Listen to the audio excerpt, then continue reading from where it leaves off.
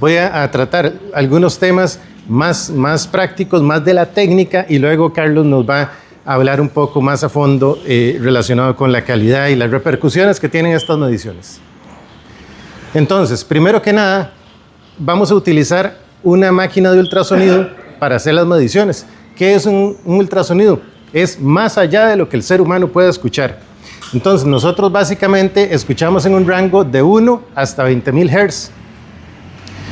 Y por allá nos comenzamos a ubicar con lo que son sonidos ultrasónicos, ¿verdad? El sonido es una vibración que tiene frecuencia, que tiene amplitud.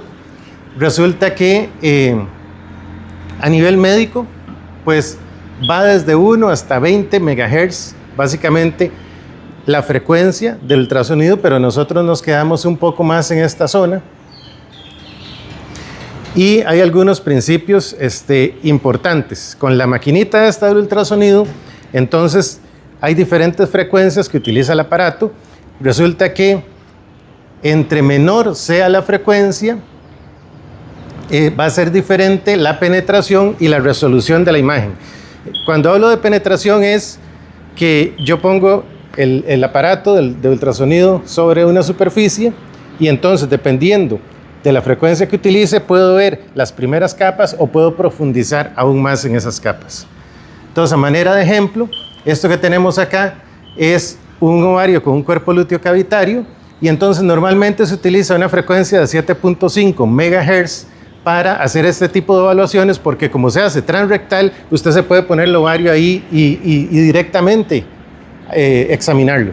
Entonces, como está tan cerca, usted puede utilizar una frecuencia que le permita una muy buena resolución, ¿verdad? Se ve muy clarito al ojo, a diferencia de las frecuencias que utilizamos para la parte de ciencia de la carne, donde acá lo que tenemos es el lomo, por aquí se observan las costillas y esto es más profundo. Ahí estamos hablando de más o menos 6 milímetros de profundidad desde aquí hasta aquí y cerca de 2 milímetros de profundidad aquí. Perdón, de 60 milímetros de aquí a aquí y de 20 milímetros de aquí a aquí. Entonces ahí estamos hablando de 8 centímetros básicamente que se puede explorar y se puede explorar hasta 20 centímetros dependiendo de la frecuencia. Ahora, más grueso en temas de ultrasonografía, sabemos, yo creo que todos saben que el ultrasonido se usa en la parte clínica, ¿verdad? Tanto en seres humanos como en animales. Y también muy utilizado en la parte reproductiva y en la hembra. Ustedes habrán visto, aquí tenemos a don Daniel y a don Guido que utilizan mucho esta tecnología para hacer detección de preñez, para hacer sexado fetal, para hacer en general estudios del aparato reproductor, y en el macho se puede hacer evaluación testicular. Entonces, por ejemplo, aquí hay una sonda lineal transrectal utilizada para evaluar cómo está el tejido testicular, y por acá tenemos una imagen ecográfica de un embrioncito en desarrollo. Aparte de esas aplicaciones, tenemos el uso del ultrasonido para las evaluaciones relacionadas con mejora genética. Y además podemos evaluar el potencial carnicero y determinación. Entonces, este último punto es el que vamos a desarrollar acá principalmente. Para cumplir esos dos puntos que vimos antes, las evaluaciones para mejora genética y la de potencial carnicero, se hacen varias exploraciones. Una, que lo que utiliza es la sonda en esta posición para valorar la grasa que hay a nivel de lo que, para que entendamos, tiene la punta de solomo, la picaña. Entonces, esa grasita por ahí es la que nosotros estamos valorando, y también es conocido como grasa de cuadril o P8, grasa de la grupa, grasa de cuadril o P8, donde fue desarrollado esta técnica básicamente en Australia, y se ha relacionado bastante bien con la cantidad de grasa del animal. Entonces, para temas de acabado, este es un buen punto para evaluar, y es más utilizado en animales más equinos y también en animales más jóvenes. Normalmente, si es un animal magro, si es un animal joven, es difícil la medición y menos acertada si usted lo hace a nivel dorsal, pero en esta parte donde deposita más es más fácil hacer esa medición y está bastante relacionada con la grasa de cobertura. Luego tenemos otra evaluación que hacemos aquí entre la 12ª y la 13ª costilla, ¿verdad? La última costilla es nuestra referencia para colocar la sonda. Ahora vamos a ver unas fotografías para que ustedes me entiendan mejor, pero con esta toma nosotros podemos hacer dos mediciones, una que es el área de ojo del lomo y la otra la grasa dorsal o grasa de cobertura. Ahorita vamos a ver unas fotografías con las que va a quedar más claro. Y colocando la sonda en esta otra posición ejemplificada en color verde, ahí entonces hay ciertas tecnologías que nos permiten hacer una estimación del grado de marmoleo en esa porción, que se relaciona con los grados de marmoleo de la canal. Entonces, ven ustedes cómo acá tenemos el Longissimus dorsi y por acá tenemos la grasa de cobertura. Hay otros músculos relacionados que no es el área de interés de lo que estamos midiendo. Este es el principal, que es el que realmente tenemos que medir, y la grasa. Ahora, para desarrollar un poco más con estas imágenes las tres mediciones que vimos antes, tenemos entonces el tema de la grasa intramuscular o también marmoleo, donde la sonda se colocaba longitudinal o paralelo al animal sobre el lomo. Hay algunos aparatos de ecografía que le hacen la medición en el momento. Hay otros que usted debe tomar la fotografía y enviarla a un laboratorio.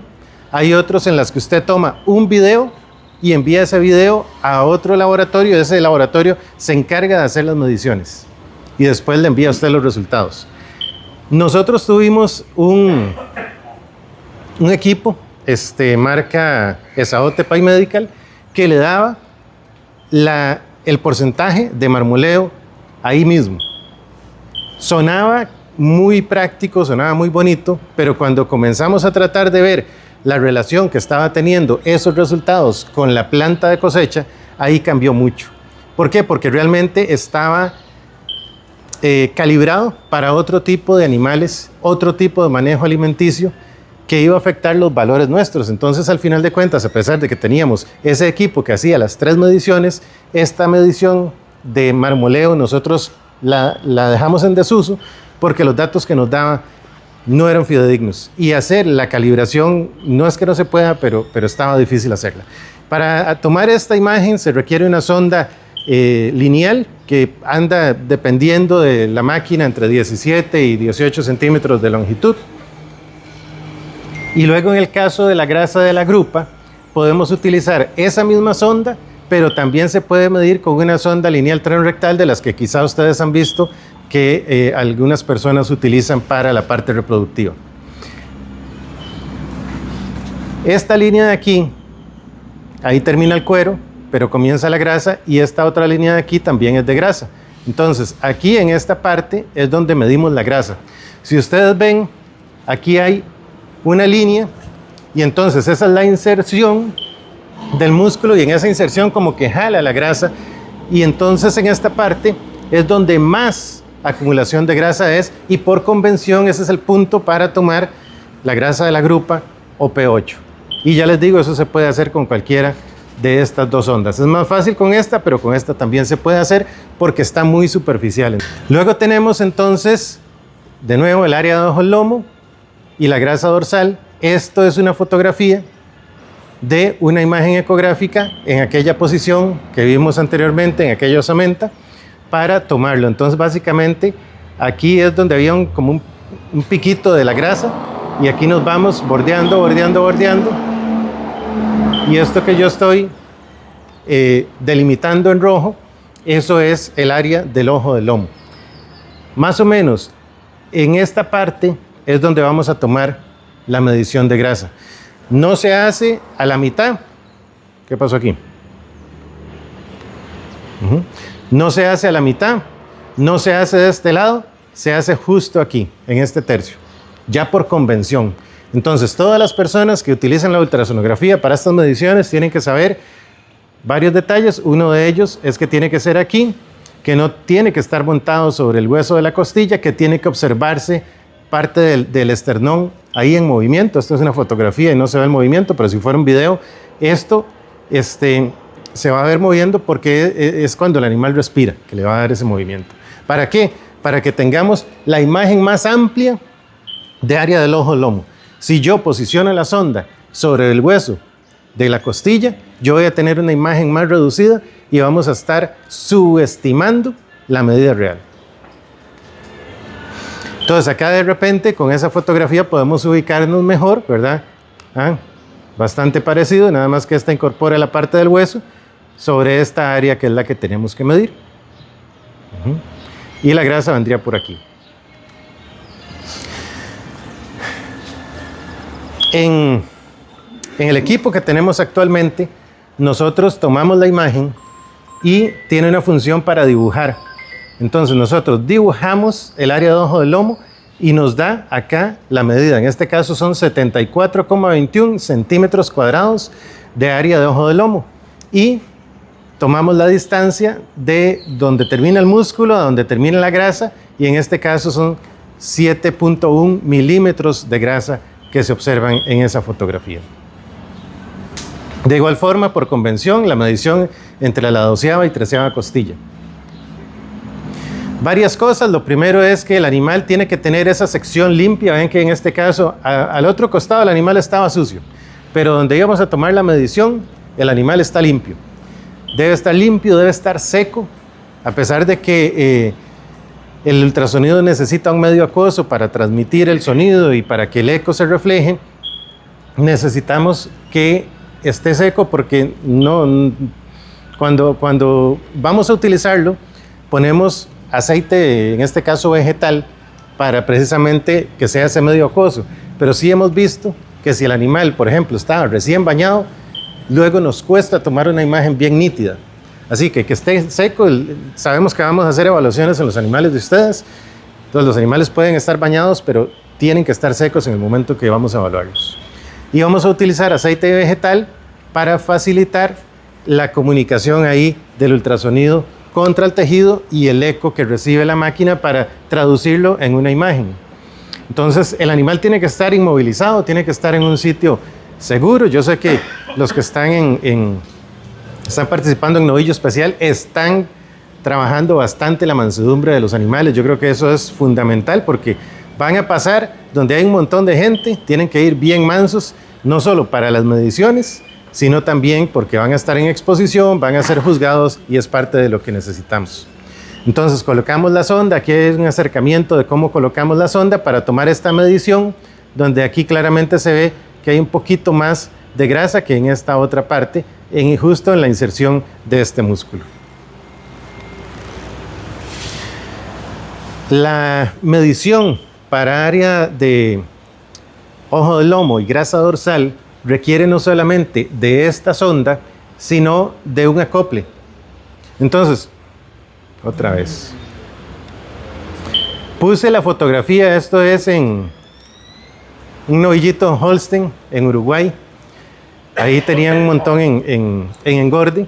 Y entonces ustedes ven que la musculosidad de él es diferente a la de un animal más tipo carne. En un animal tipo carne o en un animal como este va a ser necesario esto, pero en este va a ser aún más necesario para tomar la medida como corresponde, para que esta parte me dé el acople necesario contra el animal y poder tomar una imagen bien clarita que me permita valorar el área de ojo del lomo y la grasa dorsal. Existen en el mercado diferentes equipos. Aquí este es uno de marca Esaote Pay Medical, este es uno marca Aloca, este es el Exapad y el Minipad, y por aquí tenemos el Hexago, y por aquí hay un equipo de la marca Ibex. Todos estos están homologados para poder tomar las imágenes y enviarlas a un laboratorio que se llama Cobb Lab, que se ubica en Estados Unidos, para que ellos le den las mediciones oficiales. Nosotros en Costa Rica no utilizamos el recurso de este laboratorio, pero sí a la hora de comprar equipos para hacer este tipo de evaluaciones, tratamos de que sean equipos homologados por uno de los mejores laboratorios. Estos equipos ya están de salida, ya son equipos viejos. Estos equipos son mucho más modernos y de muy buena resolución y calidad. Quizá hay otros que ya también estén homologados, pero todavía la información no está disponible. Este que está aquí es el equipo que tiene la universidad con el que vamos a realizar las mediciones de ustedes. Para enviar imágenes a CopLab, usted tiene que estar certificado, tiene que ser asociado de ellos, tiene que estar llevando una serie de evaluaciones periódicas, una serie de requisitos, entre esos pagar también, y tiene que ser una imagen, ¿verdad?, con las características que les estaba mencionando, porque hay una convención para la toma de la imagen. Además, cada uno de estos aparatos tiene una configuración específica para poder tomar la imagen y enviarla a ese laboratorio. Les repito, nosotros el tema de configuración y demás de la convención lo utilizamos, pero las mediciones las hacemos aquí mismo en el aparato sin enviar esto a ese laboratorio. Hay otros softwares, por ejemplo, hay uno de Umeco, hay uno que se llama Biotronics y otros por ahí, de algunas universidades. Kansas State tiene una, Iowa tiene también, donde le hacen, usted toma la imagen y le hacen las mediciones. Todos funcionan, sí, todos funcionan. Nada más que hay que tener las licencias y eso vale dinero, pero estos equipos que están homologados o como este nos permite tomar las mediciones de manera acertada y válida. Les mencioné antes que la ultrasonografía podía ser una herramienta también para lo que era la mejora genética. Entonces, básicamente, sabemos que hoy existe evaluación genómica. Antes hablábamos solo de las pruebas de progenie en cuanto a la parte de avance genético, y hoy sabemos, desde hace ya varios años, que existe la tecnología de las pruebas genómicas que me permiten conocer el potencial de los animales desde muy temprana edad. Desde que nace yo le puedo tomar una muestra y mandarla a evaluar y darnos cuenta del potencial que tiene. Pero una cosa es el potencial y otra cosa es la expresión que pueda tener ese animal de los rasgos de interés. Entonces, esto me ayuda un montón, pero la prueba de progenie sigue siendo el gold estándar, sigue siendo lo que realmente manda. A mí me causa curiosidad cómo, por ejemplo, en Costa Rica, no sé ahorita cómo, si habrá variado, nada más que quizá una cuestión ahí de desconocimiento y de poco de picardía de los vendedores, le decían a la gente, este es genómico. Entonces, el que no entendía bien qué era eso, decía, este debe ser mejor que el que es de prueba de progenie, pero la realidad es que el toro de progenie, con prueba de progenie que tenga alta confiabilidad, pues no solamente nos expresa el potencial, sino nos expresa lo que él transmite, lo cual es básico. ¿Por qué? Explique bien para que entender todos qué es la prueba de progenie. Gracias por la pregunta. Sí, gracias por la pregunta. En el caso de la prueba de progenie, lo que se evalúa son los hijos que tiene ese toro, los hijos y las hijas de ese toro. El desempeño de esos animales. Entre mayor cantidad de hijos e hijas tenga, entre mayor cantidad de fincas hayan utilizado el semen de ese toro y nos hayan generado los datos, vamos a tener mayor confiabilidad sobre los rasgos que se evalúan. Entonces, este lo que nos da es el potencial y este nos da el potencial más la evidencia de lo que ya transmite. ¿Pero por qué yo les estaba contando esto? Porque resulta que para hacer una prueba de progenie necesitamos mucho tiempo. Ustedes bien saben que los intervalos intergeneracionales en el ganado son muy amplios. No es como tener pollos o como tener cerdos que usted muy rápidamente puede avanzar por sus intervalos intergeneracionales. Estamos hablando que para que un toro pueda ir teniendo hijos que sean o hijas que se vayan evaluando, necesitamos de 4 o 5 años. El uso del ultrasonido acorta el tiempo en el cual nosotros vamos generando esos datos. Hay casos en los cuales usted requiere sacrificar a ese hijo del toro para poder recabar de la planta de cosecha los datos del animal. En este caso no hay que esperar a eso, sino que nosotros nos podemos adelantar con mediciones de ultrasonido. Y ustedes van a ver entonces que dentro de los catálogos de semen está el área de ojo lomo, que está la grasa dorsal, que está el marmoleo, y probablemente mucha de la información que alimenta esos catálogos fue generada a través del ultrasonido. Entonces, las empresas grandes que comercializan semen tienen gente haciendo esas evaluaciones. Luego, ¿cuánto se correlacionan las mediciones que se hacen con el ultrasonido versus las mediciones que se hacen en la canal. Entonces les traje este estudio donde se trabajó con animales a los cuales se les evaluó con ultrasonido máximo de una semana antes de salir a matadero. Y luego se hicieron las mediciones en el matadero. Entonces se contrastaron los datos generados con ultrasonido versus los datos de planta. Los datos de planta iban a ser el gold estándar, ¿verdad? Resulta que para lo que es la grasa dorsal, tuvieron una correlación de 0.89. Entre más cercano a 1, vamos a tener mayor correlación. Y esto lo que dice es que cuando aumenta la grasa medida con ultrasonido, aumenta la grasa medida en la planta de cosecha en un grado muy alto. O sea, aquí estamos hablando de 0.89, casi es en un 90% de los casos que vamos a estar estimando correctamente bien, o la estimación va a ser 90% correcta cuando la hacemos con el ultrasonido versus la realidad. En el caso del área de ojo del lomo, ellos obtuvieron una medición de 0.86 en cuanto a lo que es la correlación. Son correlaciones altas que entonces validan el uso de la herramienta. Quiere decir que no tenemos que esperar a lo que recojamos en la planta de cosecha, sino que nos podemos adelantar para tener estas estimaciones que son bastante acertadas.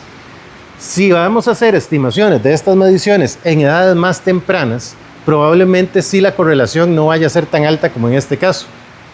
O si se hacen correlaciones en animales que no sean tan cárnicos, quizá ahí la correlación baje un poco. Pero siendo animales tipo carne y animales que se evalúan previo a la cosecha, a la matanza, pues vamos a tener estos valores siempre y cuando hagamos uso de la técnica correctamente. Bueno, una cosa que eso se hace para ver si el animal se deja más o ya se manda. No, digamos, usted puede usarla para dos cosas. Para la evaluación, para mejora genética, que es recabar datos, y eso es lo que estaba presentando antes. Entonces usted va recabando datos para ver qué es lo que me brinda un toro, qué es lo que me puede transmitir un toro. Eso en cuanto a la parte genética. Y la otra es la terminación, la finalización. Es una herramienta que yo puedo utilizar para la finalización y ya le vamos a dar un dato de eso. Luego, eso eran correlaciones. Luego hablamos de heredabilidad de los rasgos medidos por ultrasonido. La heredabilidad es cuánto de un rasgo, ¿verdad?, realmente se transmite. Y entonces los progenitores van a aportar el 50% de la genética, pero en cada rasgo realmente al final se va transmitiendo un porcentaje específico, ¿verdad?, que es lo que definimos como la heredabilidad. ¿Cuánto de un rasgo es capaz de transmitirle a su descendencia? Los rasgos medidos por ultrasonido se ha visto que varían desde 0.15 hasta 0.50. Y en temas de heredabilidad, la definición es de moderada a alta cuando vamos en ese rango. Ya una heredabilidad de 0.4, de 0.5 es una heredabilidad alta. En promedio es de 0.31, entonces estamos hablando de que las mediciones que se hacen aquí tienen una heredabilidad de 0.31 en promedio, y que significa que es de moderado a alto.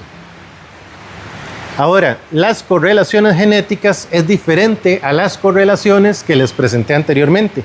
Las correlaciones anteriores eran, les dije, de la medición del ultrasonido como tal contra la medición en la canal. La correlación genética ya incluye un modelo en el cual va incluido también este tema de la heredabilidad, y entonces vemos correlaciones un poco más bajas que lo que vimos cuando comparábamos el ultrasonido con la planta de cosecha, pero siguen siendo correlaciones altas. Y tomando en cuenta de nuevo ahí el dato, ¿verdad?, para que lo tengan presente, que entre más alto, más cercano a 1, la correlación es mejor. Pero estamos hablando de 0.7 a 0.8, sigue siendo bueno. Este trabajo lo habían presentado en el Simposio de Nutrición hace 2 años acá en Costa Rica, y precisamente utilizaban la tecnología de la ultrasonografía para definir el momento de salida de los animales. Entonces tenían unas dietas específicas y la salida era cuando cumplían 8 milímetros de grasa de cobertura. Entonces ellos tenían muchos grupos y grupos grandes y lo que hacían era que no medían animal por animal, sino que lo hacen por muestra. Entonces agarran un lote, lo muestrean y de acuerdo a la grasa de cobertura que tuvieran en el momento, decidían si ya estaba listo para faena o si más bien hacían algún cambio en la dieta para proyectar cuándo salía. Entonces, esta es la herramienta para finalizar el animal, para ver cómo está hoy y cómo lo quiere el mercado. En Costa Rica el mercado no está tan definido realmente, pero ahora Carlos quizás nos va a hablar de los beneficios de tener una cobertura de grasa, de los beneficios de no pasarse en una cobertura de grasa, de mantenerse ahí en un rango, que fue parte de lo que estuvimos discutiendo para generar el reglamento de esta actividad. Y entonces cuando se tiene un mercado bien específico que sabe lo que quiere, como el caso argentino o como el caso estadounidense, ya hay parámetros en los cuales el animal debe ir con esa terminación porque es lo que el cliente quiere, es lo que al cliente le gusta. Además de que tiene sus ventajas a nivel de procesamiento, de suavidad de carne.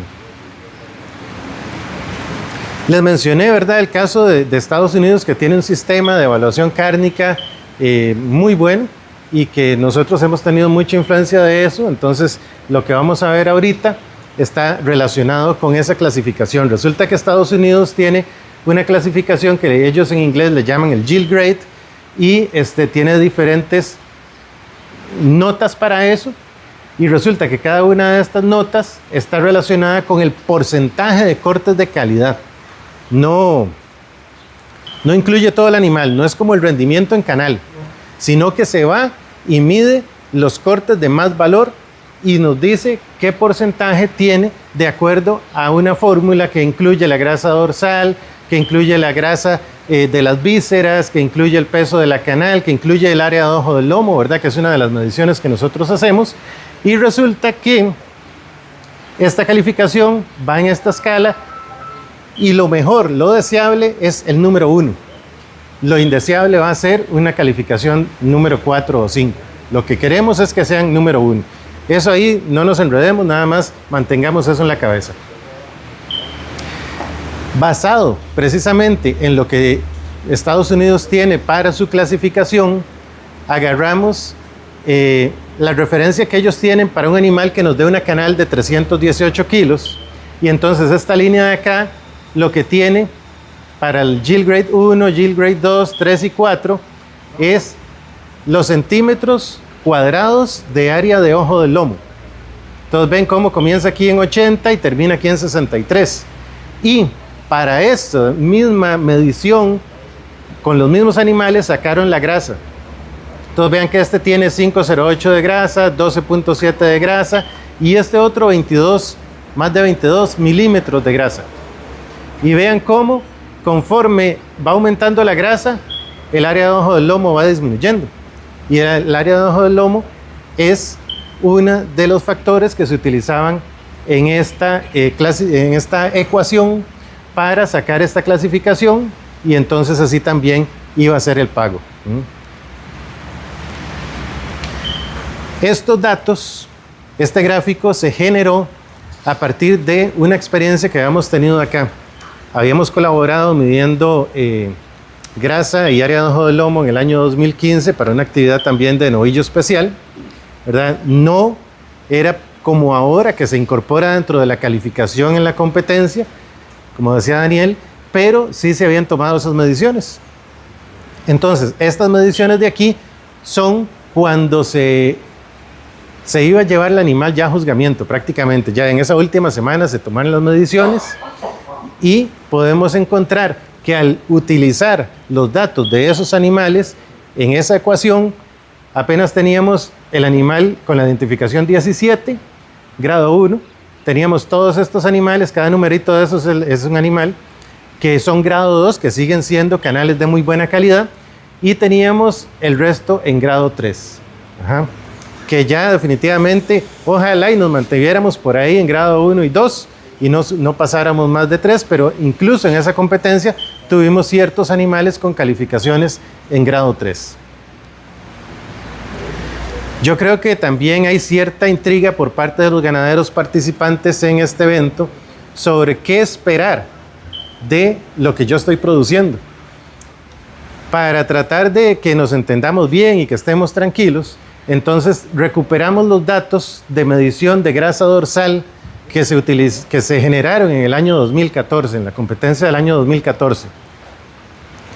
Aquí pueden ustedes observar la variedad de razas de animales que se presentaron en ese momento. ¿Ah? Que Charbray, que Cimbra, que Nelor por Cenepol, Brahman por Cenepol, Blonde Aquitaine por Angus, Brahman por Holstein, Brahman por Jersey, hubo de todo, mucha variedad. Brahman puro, hasta Brahman puro también. Y entonces aquí cada uno de estos numeritos es el espesor de la grasa dorsal obtenida. Si no se logran observar, nos podemos fijar acá en el promedio. El promedio fue 7.1 milímetros de grasa, en un rango que fue desde 4.8 hasta 12.3 milímetros. Quiere decir, ahí estuvieron esos animales, diferentes razas y con manejos probablemente similares a los que ustedes realizan. A ver, una pregunta, de dos anteriores, esa. En esos naranjos o rojos, ¿cuál fue la medición que más afectó negativamente para que estuvieran en ese color? Bueno, aquí tengo que hacer una aclaración. Hay algunos datos que son presunciones porque hay algunos datos que nosotros no logramos conocer. Nosotros teníamos los datos que medimos con ultrasonografía y teníamos ciertos pesos. Entonces, por ejemplo, en los rendimientos de la canal, esos fueron presunciones. Okay. ¿Ah? Pero digamos, en eso fue un exceso de grasa, ¿qué es lo que usted cree que? ¿Cuál fue el que mayor tuvo efecto ahí para el efecto negativo? Pues? Aquí es que habría que meterlo en la ecuación para sopesarlo ahí realmente. Puede ser que uno fue una cosa y otro fue otra. Exactamente, porque vea que esto es, por ejemplo, en este caso es la grasa visceral, que eso se tomó de la teoría, asumiendo el mismo parámetro para todos. Y entonces esto es un porcentaje de grasa visceral multiplicado por 0.46, que es un coeficiente de la ecuación. Entonces ahí es un poco difícil poder darle a ciencia cierta la respuesta a su pregunta. Carlos. Tal vez ahí, Daniel, cuando se generó la ecuación de los 4 factores, el espesor de grasa dorsal y el área de lomo son los que tienen más peso. Y de hecho, cuando se establece la categoría del mago, que ahora les puedo hablar un poquito de eso, el que castiga más es cuando usted no llega al área de ojo del lomo esperada o cuando el espesor de grasa dorsal se pasa de lo que se espera. Entonces esos dos en particular tienen más peso. El tema con la grasa visceral es que es una evaluación visual, va de 1 a 4 y yo necesito tener la canal con las vísceras abiertas para yo decir cuánta grasa a ojo estoy yo midiendo. Y con el tema del peso de la canal tiene mucho que ver con el procesamiento, por eso ellos la castigan. Y en Estados Unidos hay un valor de 600 libras como el ideal para el peso de la canal por procesamiento. O sea, lo que digo es que si esas dos fueron presunción y todos tuvieron el mismo, la única variable que valga la redundancia que variaron fue la grasa y el área de ojo. Correcto. En esa ecuación. Correcto. Entonces, que nada más quería ver si habían estimado si en esos números rojos tuvo más peso el área de ojo o la grasa. Probablemente el área del ojo del lomo no tiene más peso. Ahí, para hacer el rojo, el área de ojo Es un valor más bajo. Y yo creo que es importante retomar esto, ¿verdad? Tener muy claro el comportamiento de la grasa y de área de ojo del lomo. Ahora les voy a mostrar unas imágenes de cómo se ve eso, pero ya visualmente en una canal. Y usted puede observar muy bien cómo cuando la grasa se va haciendo más ancha, el lomo se va haciendo más pequeño. Y por eso la relación es completamente inversa. Por eso es que necesitamos ahí lo más balanceado posible, ¿eh? Un grado 3 sería el ideal en Estados Unidos.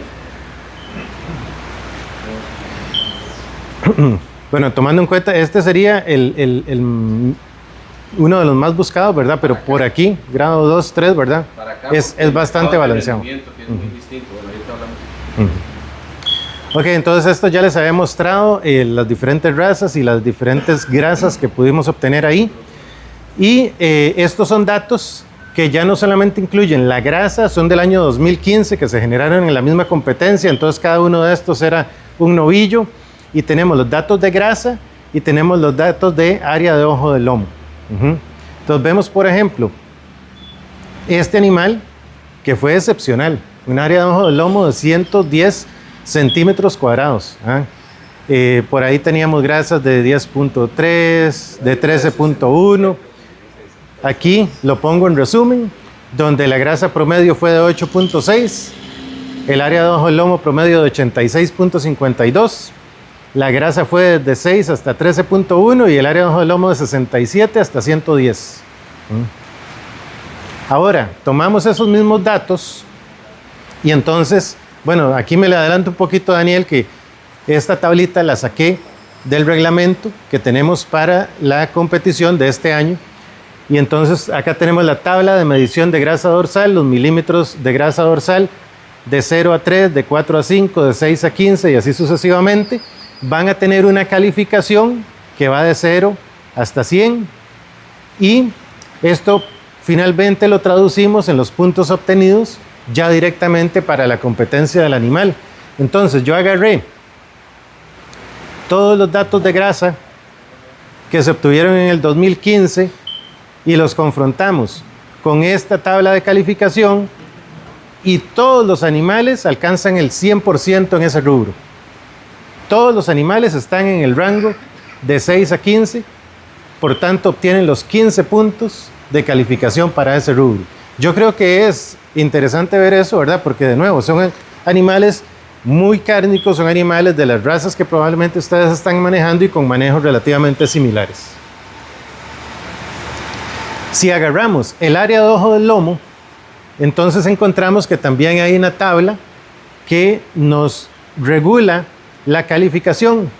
Dice menor a 69 van a obtener un 0%. Es más, queda por fuera de la competencia. Luego de 70 a 74, de 75 a 79, de 80 a 85 y de mayor a 86 es el 100. Eso es lo que buscamos, un animal que llegue bien terminado, de muy buena calidad.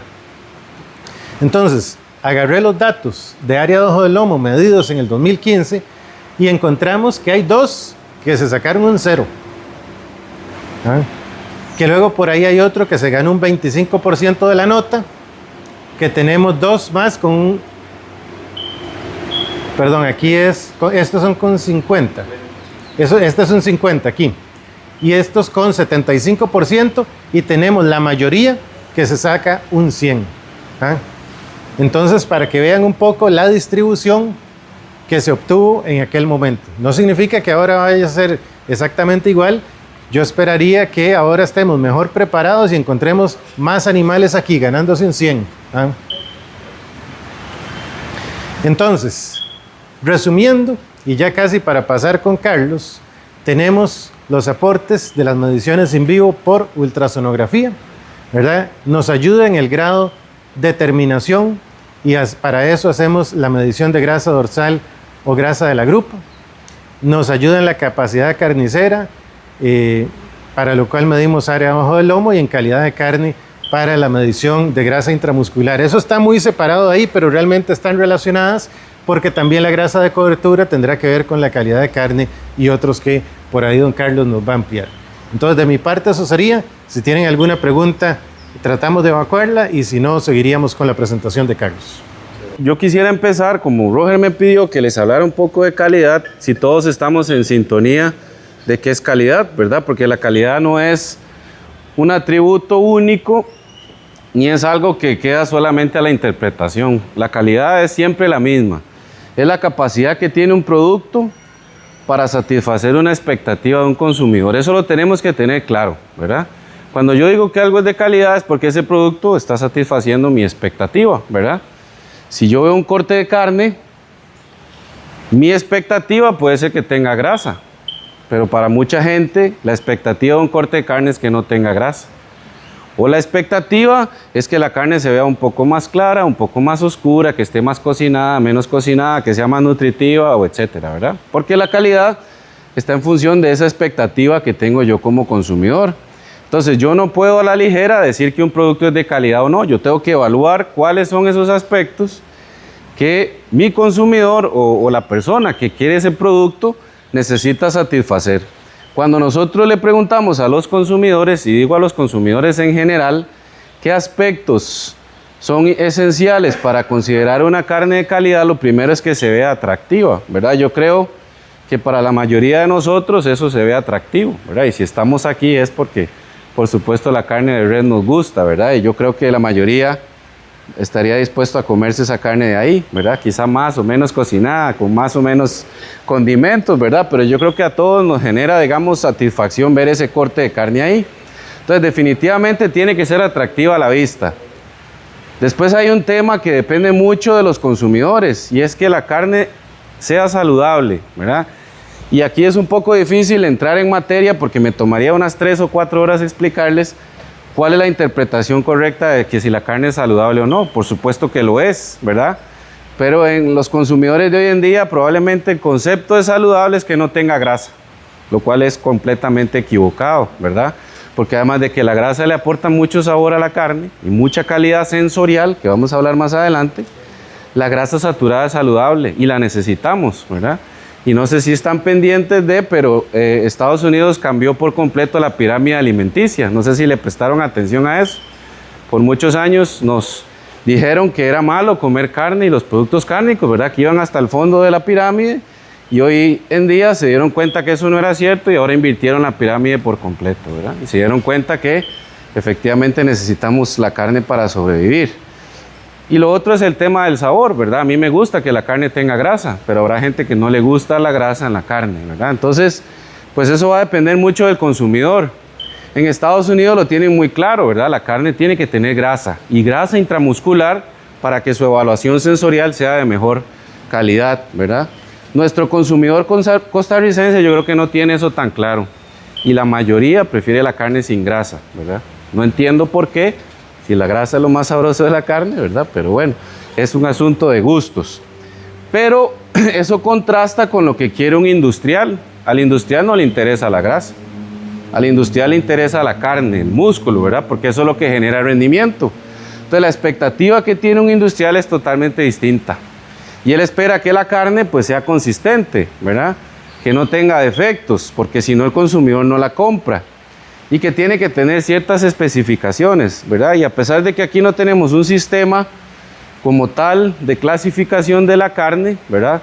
Todas las plantas de cosecha o mataderos tienen sus sistemas de evaluación y de asignación de una categoría y de un pago por ese kilo de canal, ¿verdad? Más adelante vamos a hablar un poquito de eso, porque tiene mucho que ver con estas evaluaciones, pero que se hacen de manera subjetiva. En ningún matadero de este país un evaluador de canales corta entre la 12 y la 13 y les mide el área de ojo-lomo y el espesor de grasa dorsal. El a ojo dice si es músculo 1, músculo 2 o si la grasa es 1 y la grasa es 2, ¿verdad? Que eso tiende a ser problemático porque es subjetivo, ¿verdad? Yo lo puedo ver como músculo 1, pero el evaluador dice que es músculo 2 y eso me afecta el pago, ¿verdad? Porque es un asunto subjetivo. Obviamente el evaluador tiene la experiencia, ¿verdad? De hacerlo muchas veces todos los días. Sin embargo, no es objetivo, ¿verdad? Es un asunto visual.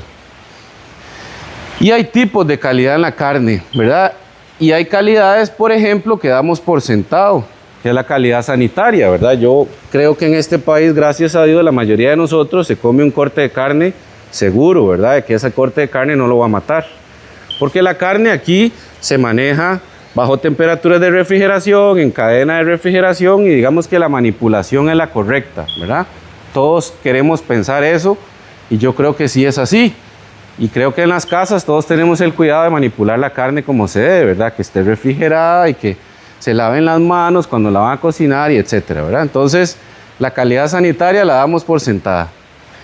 La otra calidad que marqué yo ahí en negrita es la calidad sensorial, que esa es la que asociamos al sabor, a la experiencia que tenemos con los sentidos.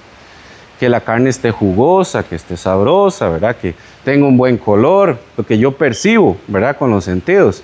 Esto es muy variable. Y de eso depende mucha de la evaluación, por ejemplo, que se hace en Estados Unidos. La experiencia que va a tener el consumidor cuando come la carne. Ya hablamos de la calidad nutricional. La carne es quizá la matriz nutricional más completa que hay, ¿verdad? No podemos vivir solo de carne, aunque quisiéramos, pero sí nos aporta mucho de los nutrientes que necesitamos para vivir saludablemente, ¿verdad? Entonces no hay discusión en decir si la carne es nutritiva o no. Y luego viene la otra que también marqué ahí en negrita, que es la calidad industrial, que tiene mucho que ver con lo que se va a evaluar en este certamen, ¿verdad? La calidad industrial tiene que ver con rendimiento. Cuando Roger les decía que queremos más área de ojo de lomo y menos grasa dorsal, eso está relacionado con el porcentaje de rendimiento a canal. El porcentaje del animal que vamos a convertir en cortes. Normalmente cortes sin grasa, ¿verdad? Porque así es como se procesa y se vende la carne en este país. Entonces, la calidad industrial va en otro sentido completo al de la calidad sensorial. Porque mientras más rinde un animal, la calidad de la carne es menor.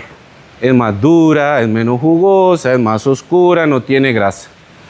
Mientras que si tenemos un animal con una muy buena calidad sensorial, principalmente asociado a la grasa, ese animal probablemente rinde muy mal a canal, ¿verdad? Y tiene porcentajes de venta de corte menor. Entonces, una va en contra de la otra. Y la última calidad que yo creo que en Costa Rica debemos aprovechar mucho es esta, ¿verdad? Ponerle sellos, ¿verdad? De que nuestra producción es amigable con el ambiente, es carbono neutro, es sostenible, ¿verdad? Libre de deforestación y todo eso. Pero yo creo que por ahí estamos bastante bien. Entonces, ¿quién y cómo impacta esa calidad y esa producción de carne? Bueno, desde el momento en que nosotros decidimos con qué raza vamos a trabajar, determinamos qué calidad va a tener ese animal, ¿verdad? Ya Roger les mostró algunas de las razas que han habido en otros certámenes. Me imagino que ustedes manejan un abanico de razas para este certamen también. Entonces vamos a hablar un poquito más adelante de qué impacto tiene eso sobre la calidad de ese animal.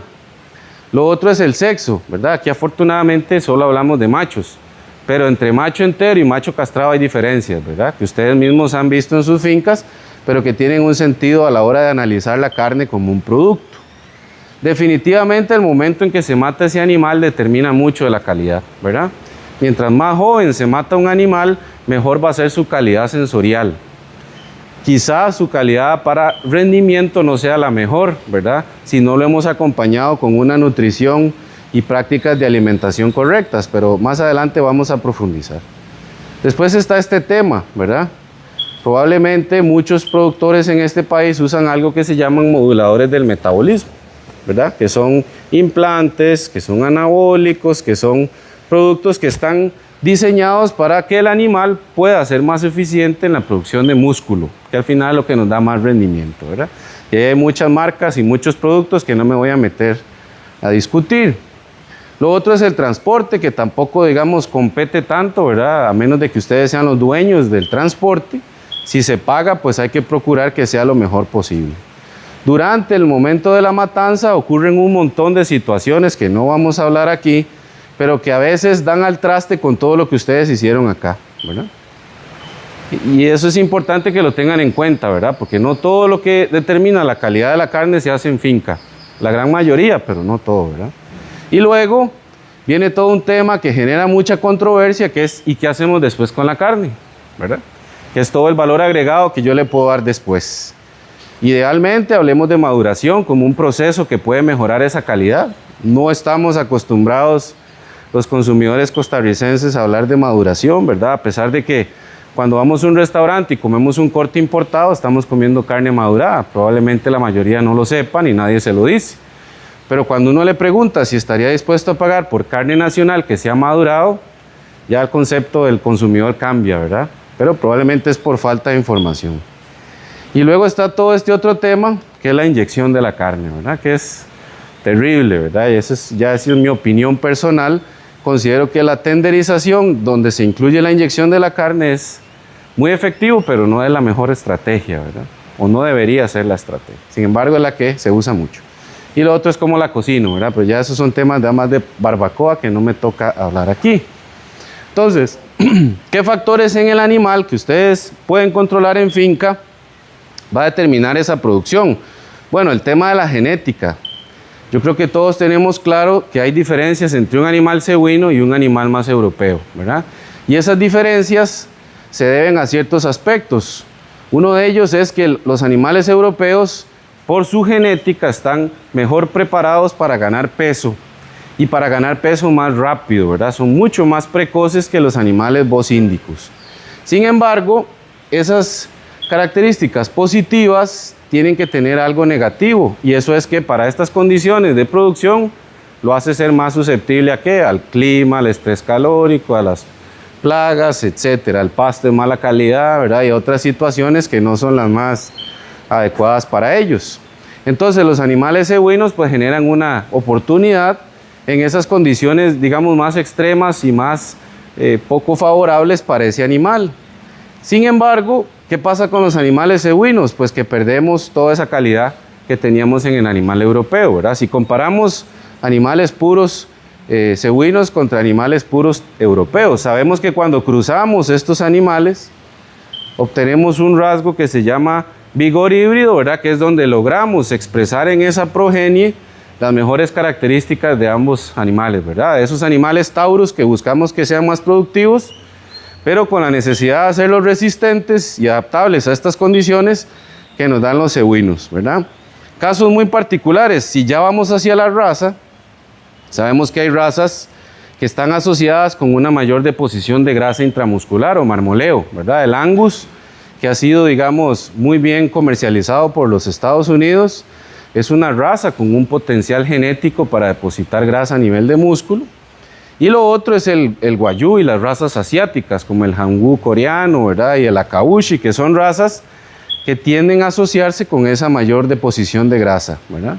Sin embargo, con estas razas se habla de que hay que por lo menos engordar a los animales 30 meses para poder ver esa expresión, ¿verdad? Y tienen que ser dietas altísimas en granos y en energía para que el animal efectivamente lleve esa grasa hasta el músculo, porque no hemos hablado de eso, pero para que el animal tenga grasa en el músculo, primero tuvo que depositarla por debajo de la piel, que es la grasa dorsal o subcutánea que les ha estado hablando Roger, en las vísceras, ¿verdad? Tuvo que haber depositado grasa ahí, tuvo que haber depositado grasa en las inserciones de los músculos, que llamamos intermuscular, y hasta el final deposita grasa dentro del músculo, ¿verdad? Entonces es muy caro energéticamente para el animal hacerlo, y muy caro en la dieta, y se desperdicia mucho alimento, ¿verdad? Cuando uno evalúa, y ahora vamos a ver unas canales de animales con un marmoleo superior, el espesor de grasa dorsal es de más de 20 centímetros, ¿verdad? Eso es un desperdicio tremendo de grasa, porque esa grasa no se aprovecha, ¿verdad? Milímetros, perdón, sí, de grasa. Y lo otro es, ¿y qué pasa con aquellos animales que llamamos doble musculados, ¿verdad? Eso es una condición genética, que se llama el gen o la mutación del gen de la miostatina. Y hay razas particulares que tienen asociado ese, digamos, ese defecto genético que aprovechamos, ¿verdad? Que es que la miostatina lo que hace es que, para no hacerlo muy complicado, no regula la producción del animal en términos de crecimiento, y entonces se da una mayor, se le llama hipertrofia e hiperplasia muscular, ¿verdad? Los músculos crecen más y las fibras musculares se hacen más grandes, ¿verdad? Entonces da la impresión de que tenemos un animal doble musculado. Bueno, eso es una condición que probablemente en un certamen como este sea aprovechable, ¿verdad? Porque hace que el animal se vea mejor terminado. Y definitivamente que cuando evaluamos la calidad, siempre los animales cebuinos son más duros que los animales europeos, ¿verdad? O la carne, ¿verdad? De esos animales, ¿ok? ¿Qué pasa con el sexo? Bueno, también probablemente ustedes lo saben, pero los machos crecen mejor y tienden a ganar más peso y tienden a rendir mejor, ¿verdad? Porque depositan menos grasa. Eso quiere decir que entonces las hembras generan carne de mejor calidad, calidad sensorial. Para efectos de rendimiento son mejores los machos y los machos enteros. Los machos castrados tienden a comportarse como un intermedio entre estos dos, ¿verdad? Que puede ser una estrategia interesante. ¿Cómo se pueden castrar los machos? Bueno, ya aquí está Daniel y Don Guido que pudieran profundizar en el tema, pero puede hacerse con liga o puede hacerse con cirugía, ¿verdad? Probablemente muchos de ustedes lo hacen en sus fincas. Sí se dan cuenta que efectivamente hay un cambio en el crecimiento del animal cuando se castra versus cuando se deja entero, ¿verdad? Pero también hay un cambio en el comportamiento que a veces puede ser interesante de observar en la finca. Lo que sí observamos es que cuando comemos carne de machos versus carne de hembras, la carne de los machos siempre es más dura. ¿Por qué? Porque el macho tiende a depositar más músculo que las hembras, ¿verdad? Y esa particularidad hace que la fuerza de corte aumente. Una carne de un macho siempre es más dura que una de la hembra. ¿Okay? Y luego viene el tema de la edad. En bovinos se ha establecido que la edad de cosecha, de faena, de matanza, ideal es menor a 2 años, ¿verdad? Eso está muy bien tipificado. Para un mercado como el estadounidense que paga por calidad, ¿verdad? Y que no le interesa tanto una canal de 400 kilos, ¿verdad? Que también aquí sería dificilísima de procesar. Sin embargo, tenemos claro que a veces llegar a los pesos de matanza a menos de 24 meses es un reto, ¿verdad? Importantísimo para los productores en este país. Hablamos de que un peso de matanza tiene que estar cercano a los 550 kilos, ¿verdad? 500 kilos al menos. Y para lograr eso en menos de 24 meses, pues hay que tener un manejo alimenticio ideal en el animal casi que desde que se desteta, ¿verdad? Para poder lograr esos pesos en tan poco tiempo. Lo que sí está muy claro es que cuando matamos un animal viejo, la carne tiende a ser más dura, ¿verdad? Eso yo creo que todos lo sabemos. ¿Por qué pasa eso? Bueno, porque hay una proteína que está en el músculo que se llama colágeno, y el colágeno tiende a disminuir su solubilidad. Eso quiere decir que empieza a entrelazarse uno con otro, que hace que esa carne sea más difícil de cortar, ¿verdad? Y esa disminución en la solubilidad hace que la carne sea más dura. Después, cuando la carne es de un animal más viejo, tiende a tener un aroma y un sabor mucho más intenso, ¿verdad? A mí particularmente no me molesta, pero a muchos consumidores no les gusta que la carne huela o que tenga un cierto color, ¿verdad? Que está asociado pues a un animal un poco más viejo. Sí podemos también ver que la grasa tiende a ser más amarilla, especialmente si son animales que han estado a pastoreo, ¿verdad? Porque el pastoreo hace que depositen más pigmentos en la grasa, pigmentos que encuentran ellos en el forraje, ¿verdad? Y esa grasa pues tiende a oxidarse más rápido, ¿verdad? Entonces también es una carne que hay que tener pues cierto cuidado a la hora de procesarla. Y lo otro es que tiende a ser más oscura, ¿verdad? La carne tiene un pigmento que se llama mioglobina y ese se va acumulando en la vida del animal. Mientras más viejo es, más tuvo tiempo de acumular esa mioglobina, ¿verdad? Entonces, siempre que matemos un animal más viejo, cortar esa carne cada vez se vuelve más difícil, ¿verdad? Y esa fuerza de corte es una evaluación que se hace con un equipo que simula la fuerza que tendría que utilizar uno con las muelas para romper la fibra muscular, ¿verdad? Mientras mayor sea ese número, más dura es la carne, ¿verdad? Por ende, cuando los consumidores la evaluamos, mientras más viejo es el animal, tendemos a hacer una evaluación, digamos, más negativa hacia esa carne, ¿verdad? Principalmente asociada a un tema de sabor y de aroma, ¿verdad?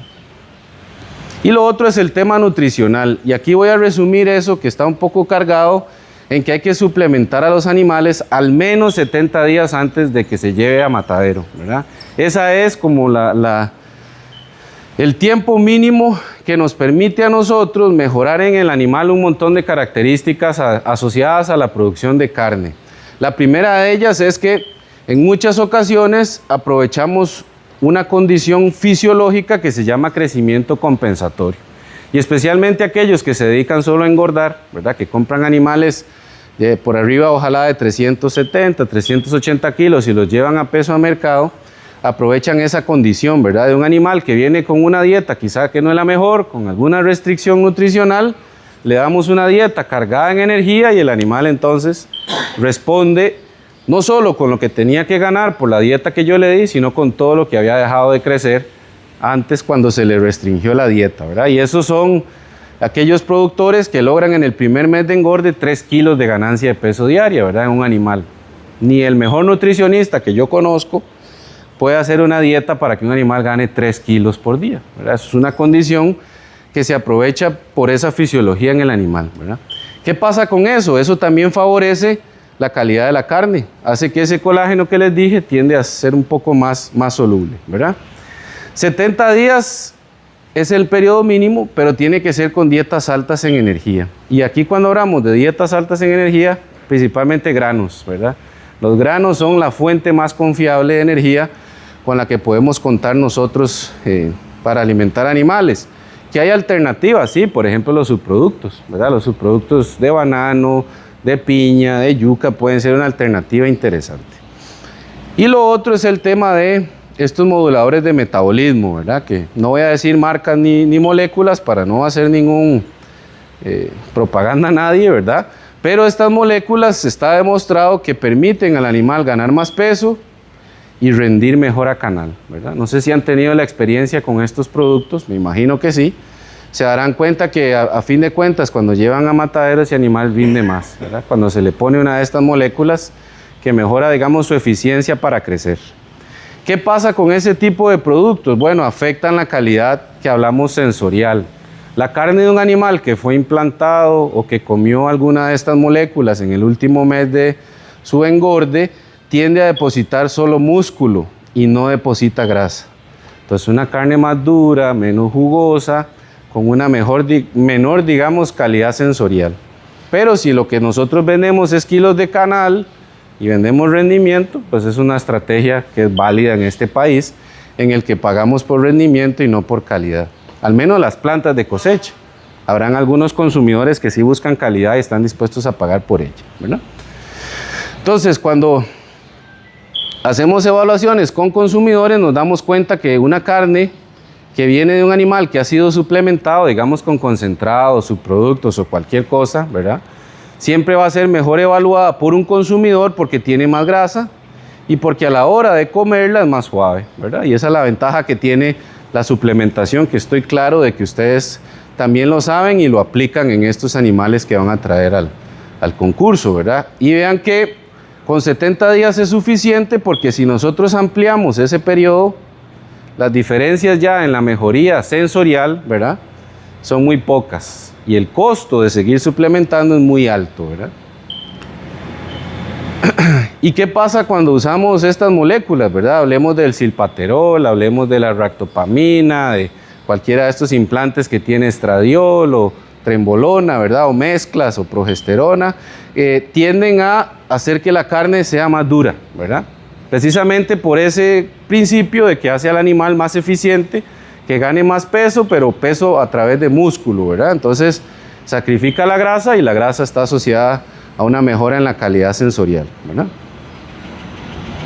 Entonces, ya Roger les explicó cómo se mide la grasa y el área de ojo del lomo a través de la ultrasonografía, pero también les comentó que esas mediciones se hacen también directamente en la canal, ¿verdad? Que en este caso, y lo hablábamos ahora temprano Roger y yo, hubiese sido lo ideal, ¿verdad? Hacer las mediciones en ultrasonido y después darle el seguimiento a los animales y hacerlo en la planta de cosecha, ¿verdad? Para tener un valor real de esa canal. Pero entendemos que la logística es bien compleja como para hacer algo así. Pero bueno, ¿por qué hacer esto? Bueno, hacerlo permite diferentes cosas. Bueno, en este país sabemos que se usa nada más de manera subjetiva, ¿verdad? En otros países se hace para establecer un pago adecuado a los productores, ya sea que haya un premio o ya sea que haya un castigo, ¿verdad? Permite uniformizar el producto en el mercado. Y yo quiero hacerles una pregunta, y ustedes como productores, cuando van a la carnicería, ¿tienen garantizada la calidad de la carne? Todos, ¿quién me puede decir aquí que en todo el tiempo que ha comprado en la misma carnicería siempre está suave la carne? Yo creo que nadie, ¿verdad?, ha tenido esa experiencia.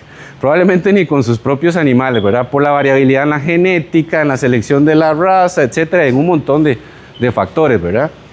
Cuando uno va a un supermercado en Estados Unidos y compra una carne que está etiquetada como Choice, como Prime, como Select, que son las categorías que ellos utilizan, su experiencia como consumidor es siempre la misma. Porque hubo evaluaciones que me permitieron a mí uniformizar ese producto.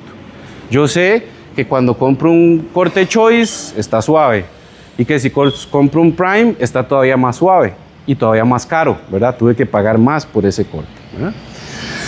El consumidor en Estados Unidos, aunque no esté relacionado con la producción ganadera, sabe que una carne Prime es más suave que una carne Choice, porque además tiene que pagar más por ella. Entonces, cualquier consumidor tiene un lenguaje en común que entiende de estas diferencias en calidad, ¿verdad?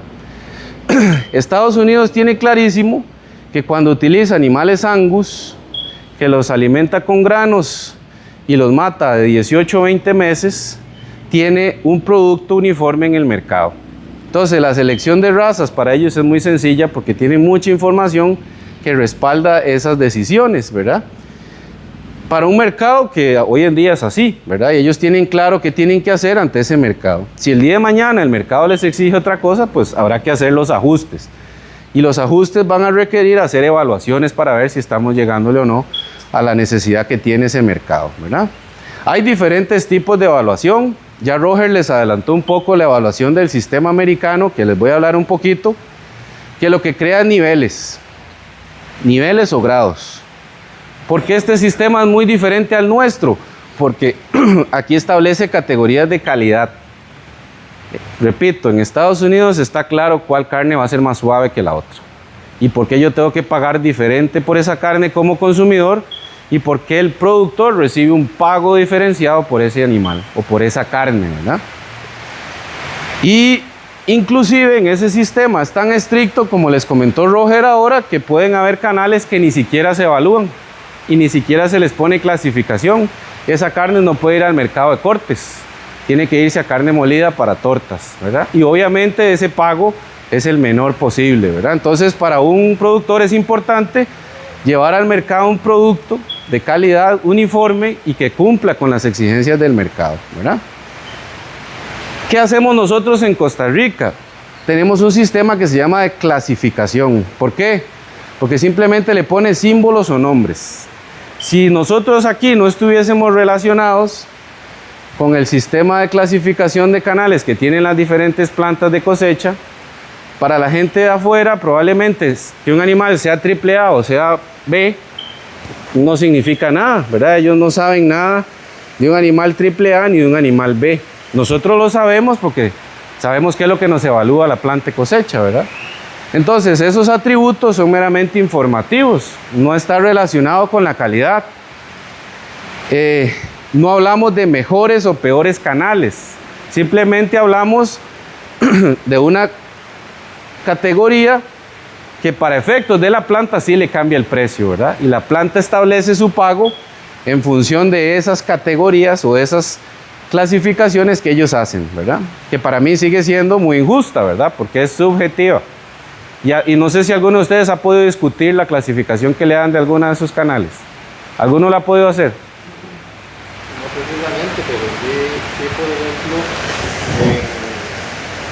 en Matadero, donde va yo un vídeo, sí le califican el fino, pero bien, Ajá, y el triple, ok, doble, sí, y eso ya no. exactamente, exactamente. Pero sí le califican. Pero si, por ejemplo, usted lleva un animal con la expectativa de que sea AAA y le salió AA, usted puede hacer un reclamo. Si no estuvo en la matanza, por ejemplo. No, ¿verdad? pero generalmente, bueno, a mí en personal, el señor que viene aquí a la zona, yo no mando casi sin que él no vea lo que yo veo. Ok, muy bien. O sea que él visualmente ya tiene una expectativa de lo que va a llevar a mercado. Y uno tampoco se va a engañar mucho. Correcto, Uno correcto. sabe lo que está mandando. Perfecto, muy bien.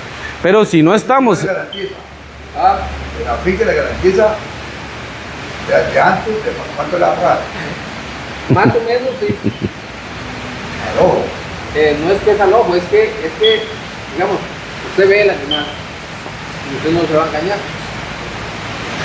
Pero sigue siendo un sistema subjetivo. También. Y si ustedes no están en la planta de cosecha viendo cómo el evaluador le pone las calificaciones a su animal, ustedes tienen que confiar en una evaluación que hace un clasificador, También ¿verdad? se da usted cuenta en el rendimiento del canal. Exactamente. Que es un valor un poco difícil de interpretar, pero definitivamente determina el pago, ¿verdad? Mientras mejor sea el rendimiento, pues más plata voy a recibir, ¿verdad? Eso está claro. Lo que pasa es que el rendimiento solo nos dice cuánto de ese animal no es ni cabeza, ni vísceras, ni cuero, ni patas. Yo no he visto que en la selección de catálogos uno pueda tener animales con cuero más liviano o cuero más pesado, ¿verdad? O vísceras más pesadas o vísceras más livianas. A veces tiene mucho que ver, por ejemplo, con el vaciado intestinal que usted hace o no del animal O la raza. o la raza, ¿verdad? Ahora que un rato le voy a preguntar cuál raza era la que había dado mejor calificación. ¿En cuál sistema? Que hay en el canal. Ustedes ahí me vieron algunas razas, o sea, Nelor, Angus. Para efectos, que eso es una buena pregunta. Para efectos de rendimiento, en términos de cortes, las razas sintéticas tienden a dar mejor resultado. O sea, cruces de Bos Indicus por Bos Taurus. En términos de rendimiento a canal, de rendimiento a cortes. En calidad sensorial, o sea, cuál es más suave, tiene más grasa, siempre son las europeas. Y en esas Angus definitivamente la que tiene mucha mayor propaganda y mayor trabajo genético, ¿verdad? El estadounidense hace mucho trabajo en eso. El tema es que cuando nosotros evaluamos una canal, deberíamos al menos evaluar estos atributos, ¿verdad?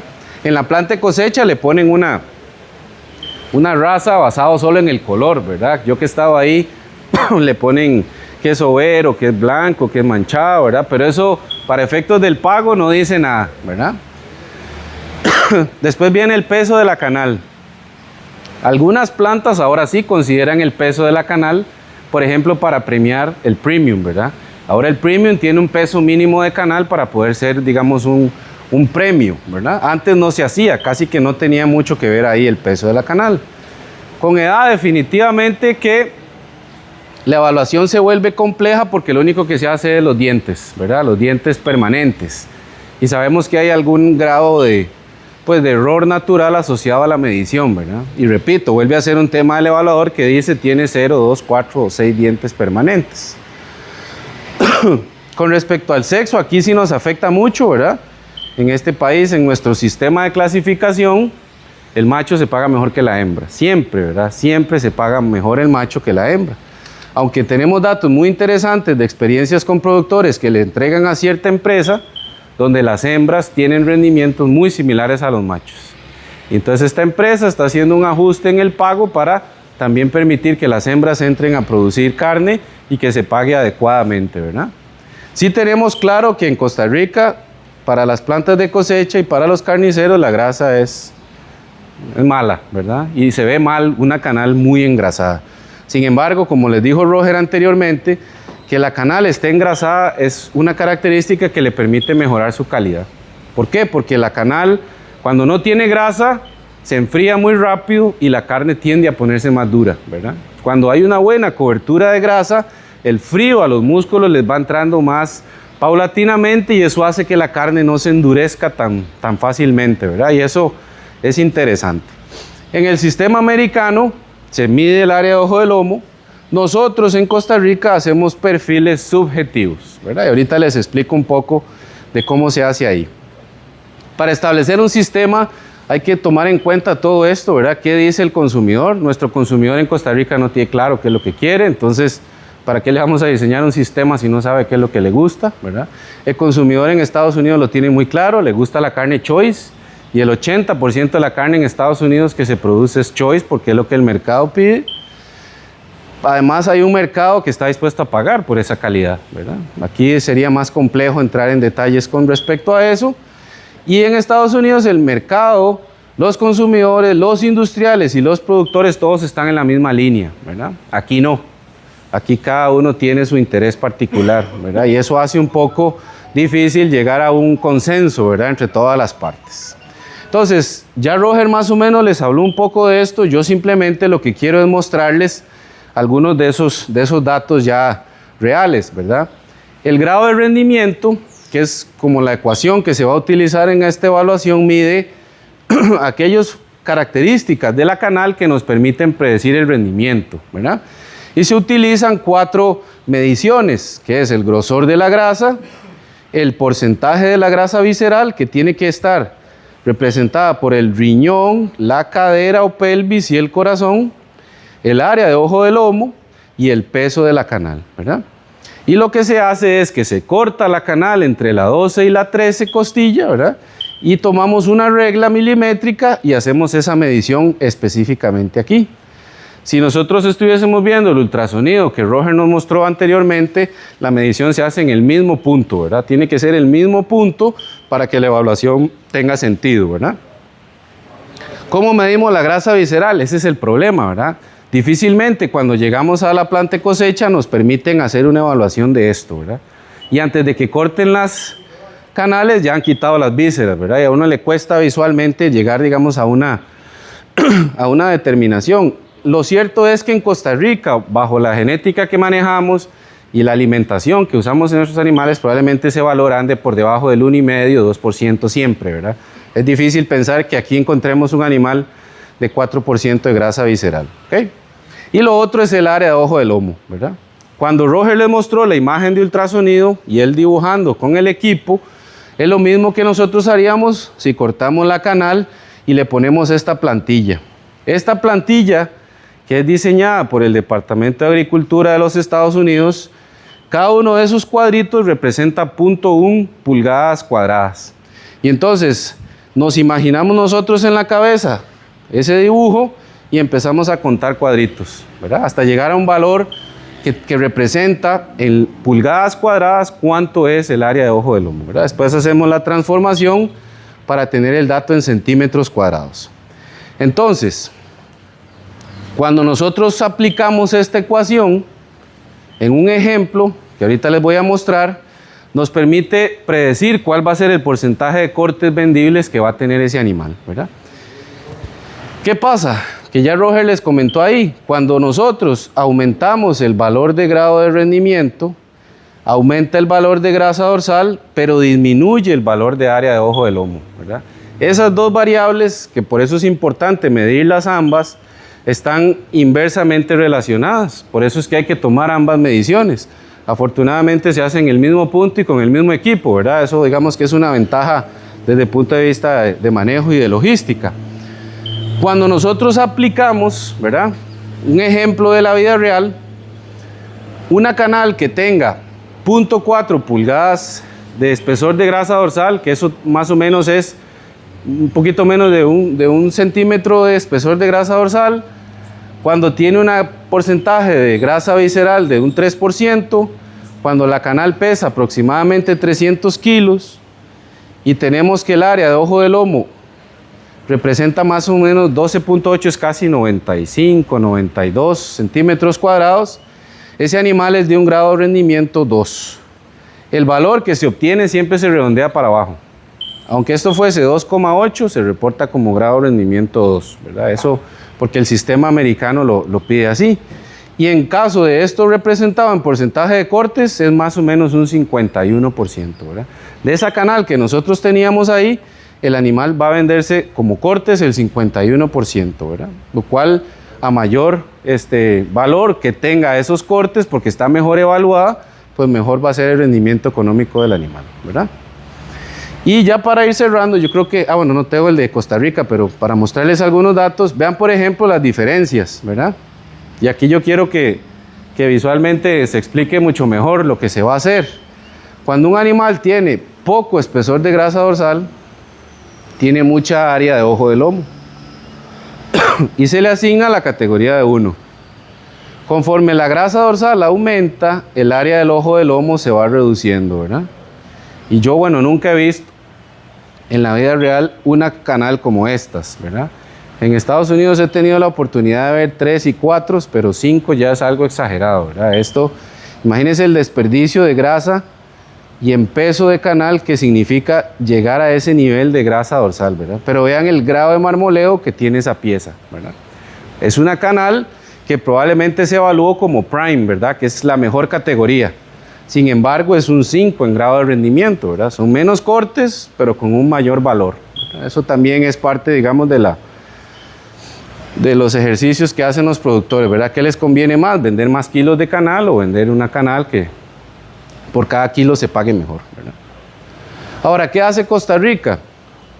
Costa Rica utiliza un sistema que está basado en una propuesta del 2002, donde se evalúa visualmente un perfil de musculatura o de conformación muscular que nos evalúa de 1 a 4. Casi todas las plantas de cosecha usan el mismo, ¿verdad?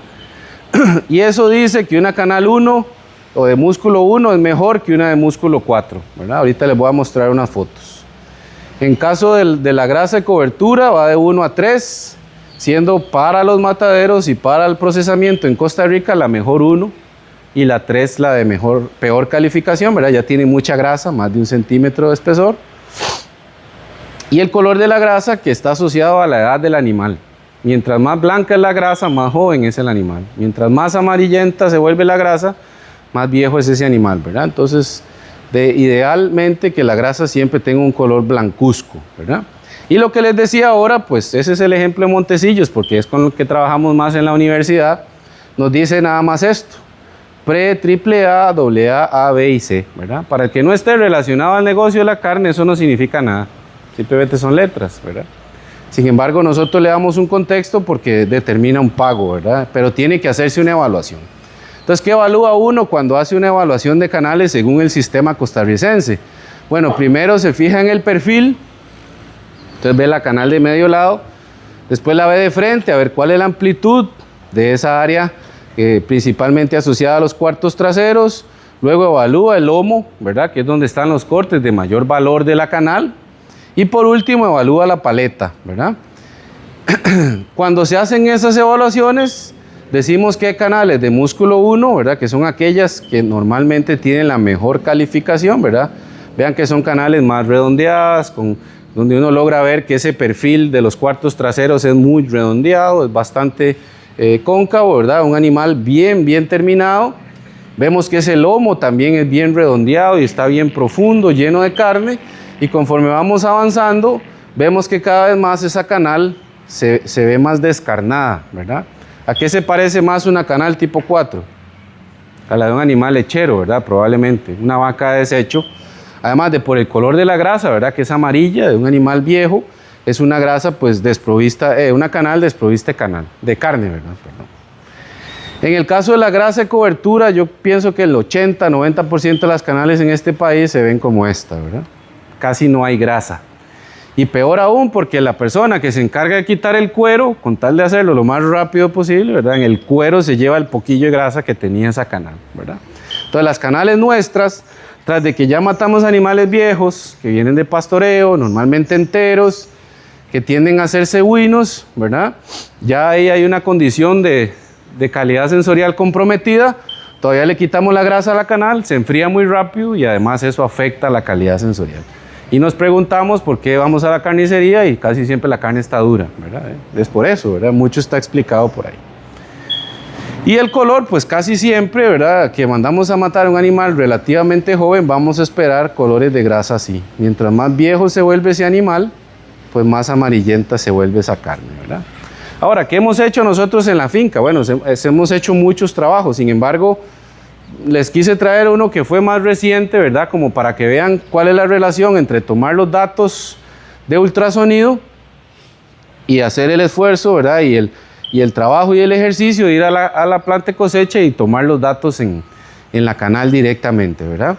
Estos son unos animales que evaluamos hace poco de un experimento que veíamos el efecto que tenía el implante, ¿verdad? Sobre ciertas características del animal, nada nuevo, pero que no estaba evaluado científicamente, ¿verdad? Entonces lo hicimos con animales que tenían cierto encaste hacia Brahman, que se mandaron a matadero de 22 meses, pesando 560 kilos en promedio, y que nos dieron canales de 305 kilos, ¿verdad? Eso fue lo que logramos hacer con esos, eran 28 animales, si mal no recuerdo, ¿verdad?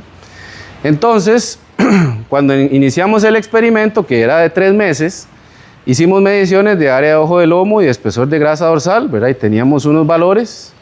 Y 3 meses después hicimos el mismo ejercicio para evaluar cuál era el grado de terminación de ese animal, ¿verdad?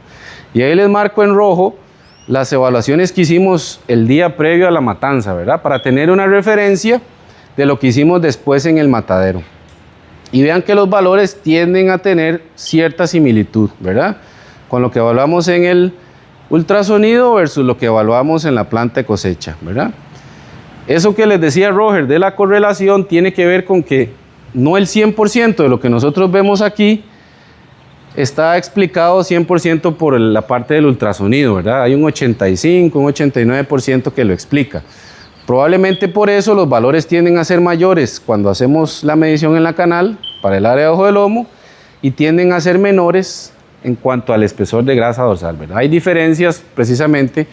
¿Por qué? Porque el ultrasonido es una prueba que no es invasiva, ¿verdad? La hacemos por fuera del animal utilizando una tecnología Y lo otro sí lo hacemos directamente sobre el corte, ¿verdad? Sobre esa área de ojo de lomo para establecer cuál es el valor que tenemos ahí, ¿verdad?